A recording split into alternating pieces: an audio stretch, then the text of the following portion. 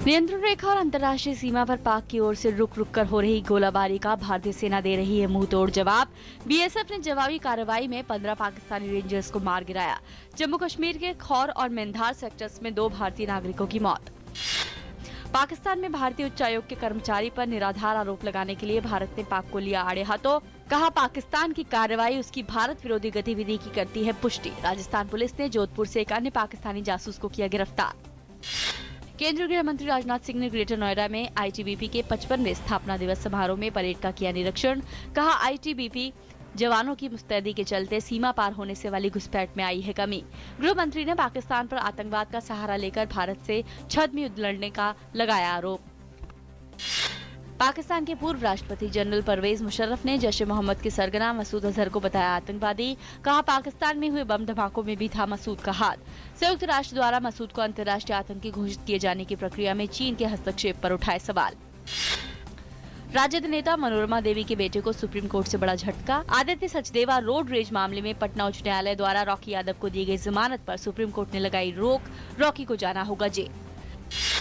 Samajwadi party में नहीं थमा विवाद। शिवपाल यादव ने महागठबंधन की संभावनाएं तलाशने राष्ट्रीय लोकदल के प्रमुख अजीत सिंह से की मुलाकात। अमर सिंह ने अखिलेश की ओर से खुद को दलाल कहे जाने पर जताया दुख। साइरस मिस्त्री के आरोपों को टाटा ग्रुप ने किया खारिज। कहा, मिस्त्री को थी फैसला लेने की पूरी छूट, लेकिन खो चुके थे बोर्ड के सदस्यों का विश्वास। वित्त मंत्री अरुण जेटली ने आज भारतीय पुलिस सेवा के प्रोबेशनर्स को सलाह देते हुए कहा कि संघर्ष के समय वे नैतिकता का ध्यान रखें। हैदराबाद में आज आयोजित राष्ट्रीय पुलिस अकेडमी की पासिंग आउट परेड को संबोधित करते हुए अरुण जेटली ने कहा कि लोगों की सेवा और कर्तव्य का निर्वहन करते हुए वे विनम्रता, करुणा और प्रतिबद्धता का परिचय दें। हिमाचल प्रदेश को आज औपचारिक रूप से खुले में शौच से मुक्त घोषित कर दिया गया है। इलाहाबाद उच्च न्यायालय ने डीएनडी फ्लाईवे पर यूजर फी टोल टैक्स की वसूली पर रोक लगाने वाले फैसले पर सुप्रीम कोर्ट ने फिलहाल स्टे लगाने से इनकार कर दिया है, जिसके तहत Noida toll bridge company toll tax वसूली कर रही थी और डीएनडी फ्लाईवे को टोल फ्री किया गया था। केंद्र सरकार देश में परंपरागत चिकित्सकीय पद्धतियों को बढ़ावा देने की दिशा में काम कर रही है। इसी के मद्देनजर 28 अक्टूबर यानी धनतेरस को राष्ट्रीय आयुर्वेद दिवस मनाया जा रहा है। प्रधानमंत्री नरेंद्र मोदी की पहल से मिशन मधुमेह की भी शुरुआत की जा रही है। राष्ट्रीय स्तर पर यह अभियान पूरे साल देश के हर राज्य में चलेगा। बॉम्बे स्टॉक एक्सचेंज आज धनतेरस के मौके पर शाम 7 बजे तक गोल्ड एक्सचेंज ट्रेडेड फंड और प्रभु गोल्ड बॉन्ड की ट्रेडिंग के लिए खुले रहेंगे। धनतेरस के दिन सोने में आया उछाल, चांदी में भी तेजी आई। चीन ने दलाई लामा के अरुणाचल प्रदेश के निर्धारित दौरे पर ऐतराज जताते हुए कहा कि तिब्बती धर्मगुरु को आमंत्रण सीमांत क्षेत्रों में शांति और स्थिरता को क्षति पहुंचाएगा, साथ ही भारत के साथ उसके संबंधों के लिए भी नुकसानदायक होगा।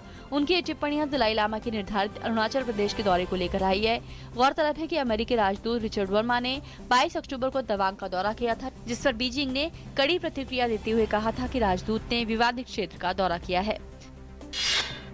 भारतीय टेनिस खिलाड़ी सानिया मिर्जा स्विट्जरलैंड की पार्टनर हिंगिस ने ताइवान की हाओ चिंगयान और युंग जियानजैन की जोड़ी को 7-6, 7-5 से शिकस्त देकर WTA फाइनल्स के सेमीफाइनल में जगह बनाई। भारतीय स्विस जोड़ी का सामना अब शीर्ष वरीय कैरोलिन गार्सिया, क्रिस्टिना म्लादेनोविच और बेथानी मैटेक सेंट ल्यूसी साफारोवा की जोड़ी के बीच होने वाले मुकाबले के विजेता से होगा। देश भर में आज मनाया जा रहा है धनतेरस का त्योहार। बाजारों में लगी रौनक। धनतेरस पर गहनों और बर्तनों की होती है खरीदारी। प्रधानमंत्री ने देशवासियों को धनतेरस की दी शुभकामनाएं।